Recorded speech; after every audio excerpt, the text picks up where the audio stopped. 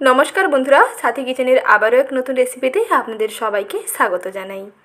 রোজ রোজ একঘেয়ে রুটি পরোটা খেতে বিরক্ত লাগলে নতুন ধরনের এই ডিম পরোটাটা বাড়িতে একবার বানিয়ে দেখুন। খেতে দেখবেন দারুণ লাগবে, আর তেমনি বানানো খুবই সহজ হয়। ঝামেলা ছাড়া এই সহজ পদ্ধতিতে একবার বানিয়ে দেখুন। প্রথমেই দেখুন একটি বড় মিক্সিং বোলের মধ্যে নিয়ে নিচ্ছি মেজারিং কাপের হাফ কাপ আটা, আর নিচ্ছি হাফ কাপ ময়দা। আটা ও ময়দা মিশিয়ে বানালে এটা যেমন হেলদি হয় তেমনি খুবই টেস্টিও হয়, আর বেশ নরমও হয়। খেতে দেখবেন দারুণ লাগবে। তাই হাফ কাপ আটা হাফ কাপ ময়দার সঙ্গে অল্প একটু স্বাদ মতো লবণ দিয়ে দিলাম। তারপরে দিয়ে দিচ্ছি 1 টেবিল চামচ সাদা তেল, রিফাইন্ড সয়াবিন অয়েল দিয়ে দিচ্ছি। এখন সব কিছুকে একসঙ্গে ভালো করে মিশিয়ে নেব। আটা ও ময়দার সঙ্গে লবণ ও তেল ভালো করে মিশিয়ে নিয়ে একটুক্ষণ ময়াম দিয়ে নিচ্ছি। ময়াম দেওয়া হয়ে গেলে তারপরে অল্প অল্প জল দিয়ে মেখে একটা ডো তৈরি করতে হবে। আর জল দিয়ে মাখার সময় সবসময় জলটা একটু অল্প অল্প করে দিয়েই মাখবেন। তাহলে দেখবেন নিজেরাই বুঝতে পারবেন যে কতটা জল লাগবে। একসঙ্গে বেশি পরিমাণে জল দিয়ে দেবেন না, তাহলে কিন্তু হয় ডোটা নরম হয়ে যাবে বেশি, আবার যদি জলটা কম হয় তাহলে কিন্তু ডো শক্ত হয়ে যাবে। তাই জলটা সবসময় এরকম হাতের মধ্যে অল্প অল্প করে নিয়ে মাখতে থাকবেন, তাহলে দেখবেন মাখানো একেবারে ঠিকঠাক হবে। আর এখানে যে ডোটা বানাবেন একেবারে শক্তও নয় আবার একেবারে নরমও নয়, মাঝামাঝি ঘনত্বের একটা ডো তৈরি করতে হবে। যেমন সাধারণত আমরা রুটি পরোটার জন্য ডো তৈরি করি ঠিক তেমন করে ডোটা বানিয়ে নিয়েছি। আর ওপর থেকে এরকম 1 চামচ তেল মাখিয়ে রেখে দেবেন যাতে ডোর ওপরটা ড্রাই না হয়ে যায়। আর এরকম একটু তেল মাখিয়ে 10 মিনিটের জন্য একটু ঢাকনা দিয়ে স্ট্যান্ডিং টাইমে রেখে দিলে ডোটা দেখবেন আরও আগে থেকে সফট হয়ে যাবে। দেখুন একটু ভালো করে মেখে নিলাম, তারপর একটু ঢাকনা দিয়ে ঢেকে 10 মিনিটের জন্য রেখে দিচ্ছি। আর 10 মিনিটের মধ্যেই এদিকে পুর তৈরি করে নেব। তার জন্য কড়াইতে দিয়ে দিয়েছি সরষের তেল। সরষের তেল গরম হয়ে আসলে প্রথমেই দিয়ে দিচ্ছি পেঁয়াজ কুচি। পেঁয়াজ কুচির পরিমাণটা একটু বেশি থাকবে। পেঁয়াজটাকে একটু ভাজা ভাজা করে নিয়ে তারপরে দিয়ে দিচ্ছি আদা ও রসুনের পেস্ট। পেঁয়াজগুলো একটু ভাজা ভাজা হয়ে গেছে, কালারটা একটু দেখুন ব্রাউন হয়ে গেছে। এখন 1 চামচ আদা রসুনের পেস্ট দিয়ে দিচ্ছি। আদা ও রসুনের পেস্ট মোট 1 চামচ দিলেই হবে। তারপরে দিচ্ছি কুচনো কাঁচা লঙ্কা। ঝালটা পছন্দ মতন দিয়ে দেবেন। যদি ঝাল একটু বেশি খেতে চান তাহলে অবশ্যই কাঁচা লঙ্কার পরিমাণটা বাড়াবেন, আর যদি মনে হয় ঝালটা একটু কম খাবেন তাহলে 1টি থেকে 2টি কাঁচা লঙ্কা এরকম ছোটো ছোটো করে কেটে দিয়ে দিতে পারেন। কিছুক্ষণ দেখুন একটু ভেজে নিচ্ছি। বেশ সুন্দরভাবে ভাজা হয়ে আসলে এরপরে দিয়ে দিচ্ছি 1টি কাঁচা ডিম। আর যেহেতু এখানে ডিম দিলাম তাই 1 চিমটে লবণ এখানে দিয়ে দিচ্ছি। দিয়ে সব কিছুকে একটু ভালো করে মিশিয়ে ভেজে নেব। যেমন ডিমের ভুজিয়া তৈরি করে তেমনি ডিমটাকে একটু ফ্রাই করে নিচ্ছি। গ্যাসের আঁচটা একটু বাড়িয়ে রাখবেন। কিছুক্ষণ এরকম পেঁয়াজ আদা রসুন এবং কাঁচা লঙ্কার সঙ্গে ডিমটাকে একটু ভাজা ভাজা করে নিচ্ছি। কিছুক্ষণ ভেজে নিলেই দেখবেন খুব সুন্দরভাবে ডিমটা ভুজিয়া তৈরি হয়ে যাবে। এই রকম প্রথমে ডিমের ভুজিয়া তৈরি করতে হবে। তবে নর্মাল যে আমরা ডিমের ভুজিয়া তৈরি করি তাতে কিন্তু আদা রসুনের পেস্ট দেওয়া হয় না। তবে এই রকম একটু আদা রসুনের পেস্ট দিয়ে ভুজিয়া তৈরি করে তারপরে এই পরোটাটা যখন তৈরি করবেন তার টেস্ট দেখবেন একেবারে অনবদ্য হবে। এখন সবশেষে 1 চিমটে হলুদ গুঁড়ো দিয়ে দিচ্ছি। তারপরে একটু ভাজা ভাজা করে নিচ্ছি, এতে ডিমের কালারটা খুবই সুন্দর হবে। কিছুক্ষণ এরকম ভেজে নিলেই রেডি হয়ে যাবে ডিমের পুর। ঝুরঝুরে এইরকম ডিমের পুর দিয়েই আজকে পরোটাটা তৈরি করব।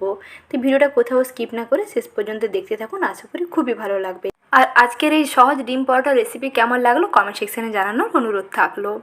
এখন দেখুন 10 মিনিট মতন হয়ে গেছে। স্ট্যান্ডিং টাইমে রেখে দেওয়ার কারণে এই ডোটা কত সুন্দরভাবে সফট হয়ে গেছে, বেশ নরম হয়ে গেছে। আর একটু ভালো করে মেখে নিচ্ছি যাতে এই যে তেলটা দিয়েছিলাম উপরে তার সমস্ত ডোটার মধ্যে ভালো করে যাতে মেখে নেওয়া যায়। খুব ভালো করে একটু মেখে নেবেন। তারপরে এর থেকে মাঝামাঝি একটি ছোটো ছোটো ডো তৈরি করে নিয়ে এইরকম ছোটো ছোটো দেখুন লেচিগুলো তৈরি করে নিয়েছি। আর চাকির উপরে অল্প করে তেল লাগিয়ে নিলাম। এখানে যখন রুটিটা তৈরি করবেন কোনো রকম শুকনো আটা কিংবা ময়দা কিন্তু দেবেন না, তাহলে কিন্তু এই পরোটাগুলো খেতে ভালো লাগবে না, একটু শুকনো শুকনো ড্রাই লাগবে।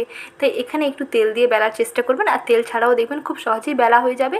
শুধু একটু সামান্য তেল এইরকম চাকির উপরে হালকা করে লাগিয়ে দেবেন, দেখবেন খুব সুন্দরভাবে রুটি তৈরিও হয়ে যাবে আর এটা খুবই শাইনি হবে। তারপরে দেখুন এরকম মাঝামাঝি ঘনত্বের একটা রুটি তৈরি করে নিয়েছি। রুটি একেবারে পুরুও নয় আবার একেবারে পাতলাও নয়। যেমন সাধারণত আমরা পরোটা তৈরি করি তেমনি করে পরোটার মতন তৈরি করে নিলাম। তারপরে এক সাইডে এইরকম ভেজে নেওয়া ডিমের পুরটাকে দিয়ে দিচ্ছি। যে ডিমের ভুজিয়াটা তৈরি করে নিয়েছিলাম এইরকম একটু বেশি করে এক সাইড বরাবর দিয়ে দেবেন। একটা সাইডে দেবেন আর একটুও এইরকম মুখের কাছটা একটু ফাঁকা রাখবেন যাতে দুটো খুব সুন্দরভাবে আটকে যায়, সিলটা হয়ে যায়, সেটা একটু খেয়াল রাখবেন। একটু হাত দিয়ে এরকম চেপে দেবেন, এই ডিমের পুরটা খুব সুন্দরভাবে রুটির গায়ে বসে যাবে। তারপরে একটু এরকম বেলুনটা দিয়ে একটু বেড়ে নেবেন। এতে এই ডিমগুলো দেখবেন রুটির গায়ে খুব সুন্দরভাবে বসে যাবে। হালকা হাতে একটু চেপে চেপে একটু বেলে নেবেন, তাতে দেখবেন ডিমের গায়ে রুটিগুলো খুব সুন্দরভাবে বসে যাবে। ভেজে নেওয়ার পরেও রুটি থেকে ডিমটা কিন্তু সম্পূর্ণ আলাদা হয়ে যাচ্ছে না। অনেক সময় এইরকম যদি পরোটা বানান তাহলে কিন্তু ডিমের ভুজিয়াগুলো পরোটা থেকে ছেড়ে চলে আসছে, কিন্তু এইভাবে যদি বানিয়ে নেওয়া যায় তাহলে দেখবেন খুব সুন্দরভাবে তৈরি হবে। তারপরে কড়াইতে অল্প করে সাদা তেল গরম করতে বসিয়ে দিয়েছি। তেল মোটামুটি একটু গরম হয়ে আসলে পরোটাগুলো দিয়ে দিচ্ছি। গ্যাসের আঁচটা মাঝারিতে রেখে একটুক্ষণ সময় নিয়ে ভেজে নিচ্ছি। যখন একটা সাইডের কালারটা একটু চেঞ্জ হয়ে আসবে তখন অপর সাইডটাকে উল্টে দেবেন। আর এই ডিম পরোটাগুলো ভাজার জন্য বেশি তেলেরও প্রয়োজন নেই, এইরকম একটু শ্যালো ফ্রাই করে নিলেই হবে। ডুবো তেলে ভাজার দরকার নেই, তাহলে কিন্তু খুবই মুচমুচে খাস্তা হয়ে যাবে। তার জন্য এইরকম একটু অল্প তেলে একটুক্ষণ সময় নিয়ে ভেজে নিলে বেশ কালারটা সুন্দর লালচে হয়ে যাবে আর সুন্দরভাবে ভাজাও হয়ে যাবে। যেহেতু একটু পুরু আছে, একটু সময় নিয়ে ভেজে নেবেন, খেতে দেখবেন দারুণ লাগবে। স্কুল অফিসের টিফিন কিংবা ব্রেকফাস্টে চটজলদি নতুন কিছু নাস্তা খেতে ইচ্ছে করলে এইরকম সহজে ঝামেলা ছাড়া ডিম পরোটা বাড়িতে একবার তৈরি করে দেখুন, খেতে দেখবেন দারুণ লাগবে। এর আগেরও একটি রেসিপিতে আমি নতুন ধরনের একটি আলুর পরোটা রেসিপি শেয়ার করেছিলাম, তাতে আপনারা অনেক ভালোবাসা দিয়েছেন, তার জন্য আপনাদের জানাই অসংখ্য ধন্যবাদ। ঠিক একইভাবে আজকেও একটি ডিম পরোটা তৈরি করে ফেললাম। এইভাবে ডিম পরোটা তৈরি করে ফেলুন, খুবই টেস্টি হয়।